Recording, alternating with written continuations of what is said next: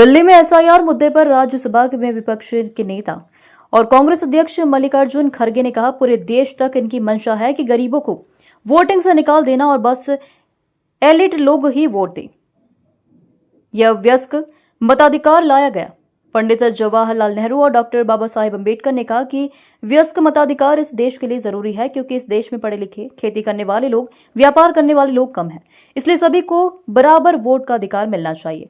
लेकिन ये लोग डर के मारे इसे संशोधन करने की कोशिश कर रहे हैं। वो अपने हुकूमत को बचाने के लिए बहुत सी चीजें कर रहे हैं, लेकिन ये ठीक नहीं है। आज उन्होंने सर्कुलर निकाल के ये सिर्फ बिहार के लिए नहीं बल्कि पूरे देश में संशोधन होगा। वोट चोर गद्दी छोड़, वोट बंदी नहीं चलेगी, नहीं चलेगी, नहीं चलेगी, वोट बंदी नहीं चलेगी, नहीं चलेगी, नहीं चलेगी, वोट बंदी नहीं चलेगी, नहीं चलेगी, नहीं चलेगी। लोकतंत्र की हत्या करना बंद करो, बंद करो, बंद करो। चुनाव आयोग में आप बिहार में अभी लड़ाई लड़ रहे हैं, लेकिन अब तो ये पूरे देश तक पहुंची है।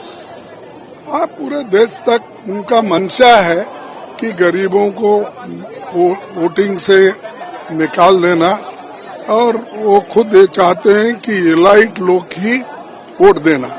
जब अडल्ट फ्रेंचाइज इस देश में लाया गया, पंडित जवाहरलाल नेहरू जी और डॉक्टर बाबा साहब अम्बेडकर, इन्होंने कहा कि अडल्ट फ्रेंचाइज इस देश के लिए जरूरी है, क्योंकि इस देश में पढ़े लिखे लोग कम हैं, खेती बाड़ी के लोग भी कम हैं, और बिजनेस करने वाले कम हैं, और एम्प्लॉयमेंट भी गरीबों के पास नहीं है।